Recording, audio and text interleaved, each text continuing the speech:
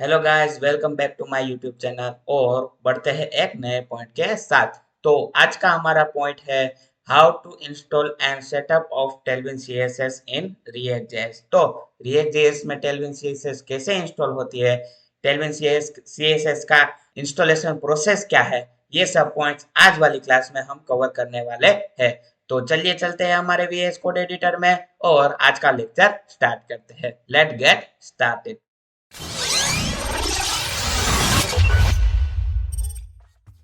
तो gas finally हम हमारा हमारे जो वीएस एडिटर है उसमें आ गए और हमने यहाँ पे एम्प्टी प्रोजेक्ट इंस्टॉल करके रखा है पहले से, ताकि हमारा टाइम जो इंस्टॉलेशन की प्रोसेस में वेस्ट ना हो। ठीक है। और यहाँ पे आप देख सकते हैं कि एसआरसी के फोल्डर में जो हमारे app.jsx, app.css, index.css जो हमारा एंटायर प्रोजेक्ट का सीएसएस, इसमें जो index.css फाइल है उसमें रहता है। ठीक है। तो मैंने यहाँ पे index.css और app.css यहाँ से एम्प्टी कर दिए, ताकि हमारा जो सीएसएस है वो रिफ्लेक्ट ना करे। ठीक है। मैं यहाँ पे हर बार की तरह जो app.css है वो भी एम्प्टी कर देता हूँ और index.css वो भी एम्प्टी कर देता हूँ, ताकि हमें आगे बढ़कर दिक्कत जो सीएसएस की दिक्कत आ रही है, मुश्किल आ रही है, प्रॉब्लम आ रही है, वो हमें फेस ना करना पड़े। इसलिए मैंने यहाँ पे जो दोनों फाइल है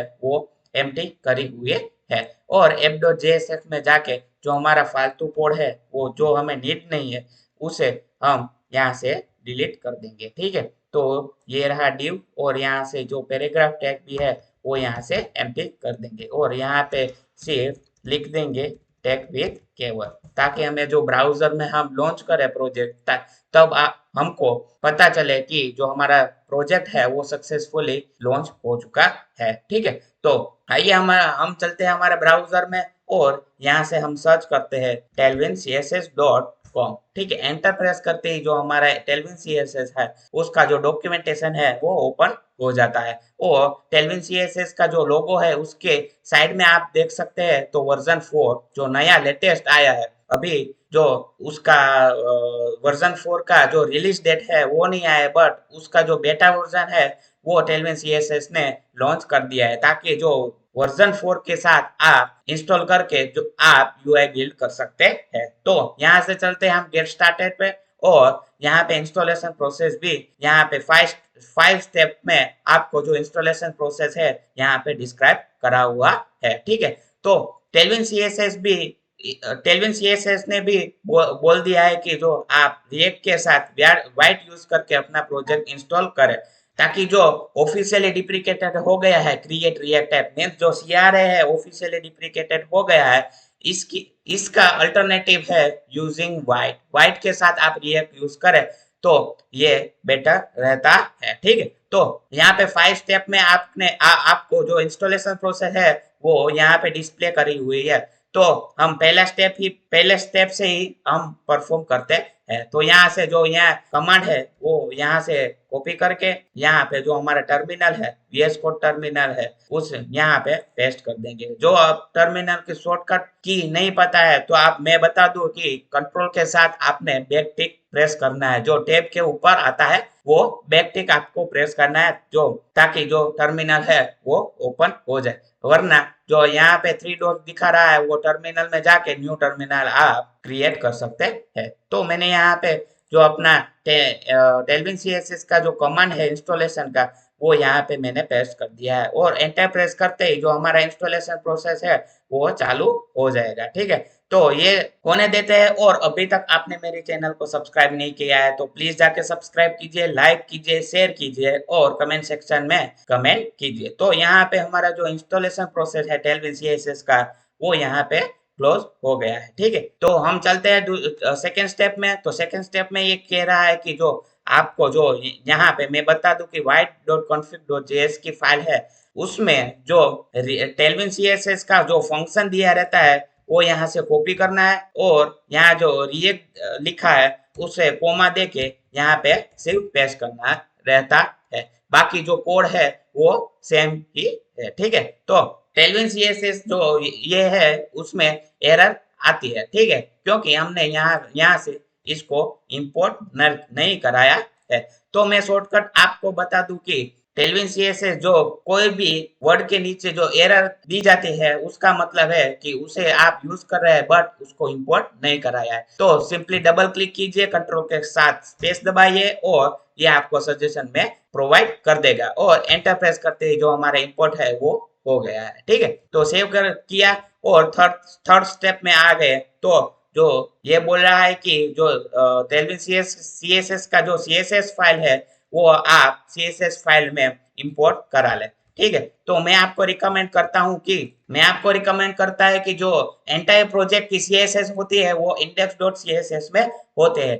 तो ये कमांड आप ये यहाँ पे इंपोर्ट करा लीजिए टेलविन सीएसएस, ताकि जो एंटायर प्रोजेक्ट में टेलविन सीएसएस रिफ्लेक्ट कर सके। ठीक है, तो यहाँ पे हमने जो हमारा थर्ड स्टेप है वो कंप्लीट कर लिया है। फोर्थ स्टेप में ये बोल रहा है कि आपका प्रोजेक्ट लॉन्च कीजिए।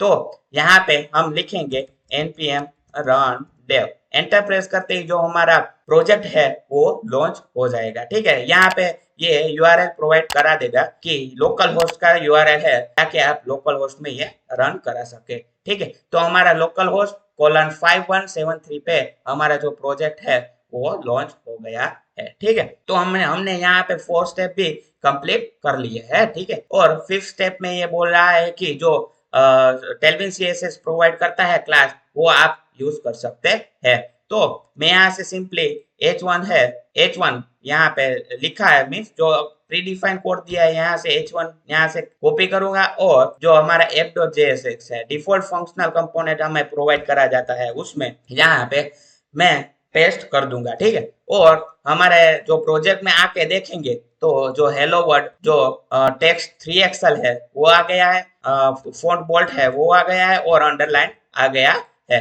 तो यहाँ पे हम लिखेंगे बीजी रेड 200, तो हमारा कलर लगभग आ जाना चाहिए रेड। ओके, आ गया रेड, तो हमें चाहिए 900, तो कैसा दिखता है, तो ऐसा दिखता है, मरून टाइप कलर है। ठीक है, तो इस तरह से कुछ आप यूज करा सकते हैं। और इंस्पेक्ट एलिमेंट आपको ओपन करके दिखाऊं तो कंसोल में शायद एक एरर आएगी। क्यों आएगी? Invalid DOM property class did you mean class name. जो हमने यहाँ पे क्लास नेम दिया है, ठीक है, वो सिंपल HTML का जो कोड आप लिख रहे हैं वो उसमें आप क्लास यूज कर सकते हैं, और JSX में यानी कि आपने रिएक्ट में लिखना है तो क्लास नहीं बल्कि क्लास नेम देना पड़ता है। ये मेक श्योर होना कि क्लास नेम, जो क्लास नेम आप डिफाइन करते हैं, क्लास डिफाइन करते हैं, उसका नेम हमेशा क्लास नेम ही होना चाहिए। क्लास दोगे आप तो कंसोल लॉग में मींस जो इंस्पेक्ट एलिमेंट में है वहां पे एरर आएगी। ठीक है, तो यहाँ पे हमने सेव किया और रिफ्रेश करते ही जो हमारा ये एरर है वो गायब हो जाएगा। ठीक है, गायब हो गया। ठीक है, तो ये छोटी छोटी चीज को आपने मालूम रखना है। ठीक है, तो यहाँ पे हमने 5 स्टेप में जो हमारा इंस्टॉलेशन प्रोसेस है टेलविन सीएसएस का वो यहाँ पे कंप्लीट कर लिया है। ठीक है, तो आज की क्लास में हमारा जो इंस्टॉलेशन प्रोसेस है, ठीक है, वो कंप्लीट हो गया है। ठीक है, तो इसी तरह हमने जो आज का इंस्टॉलेशन प्रोसेस है, आज का जो हमारा लेक्चर है यहाँ पे अचीव कर लिया है। मीन्स जो हमारा एंटायर लेक्चर है वो यहाँ पे क्लियर मीन्स कवर कर दिया है। ठीक है, तो मैं आपको फिर से बताना चाह रहा हूँ कि जो अभी तक आपने मेरे चैनल को सब्सक्राइब नहीं किया है तो प्लीज जाके सब्सक्राइब कीजिए, लाइक कीजिए, शेयर कीजिए अपने दोस्तों को और कमेंट सेक्शन में कमेंट दीजिए। ठीक है, और मैंने यहाँ पे बढ़िया बढ़िया मीन्स जो पॉपुलर वीडियो है वो यहाँ पे मैंने डिस्क्राइब करा, मीन्स जो मैंने यहाँ पे अपलोड किया हुआ है, तो प्लीज जाके इसे चेकआउट कीजिए और मैं आपको डिस्क्रिप्शन में ये लिंक आपको प्रोवाइड करा दूंगा, ताकि आप विजिट करके जो मोड है, जो कंपोनेंट्स प्रोवाइड करता है,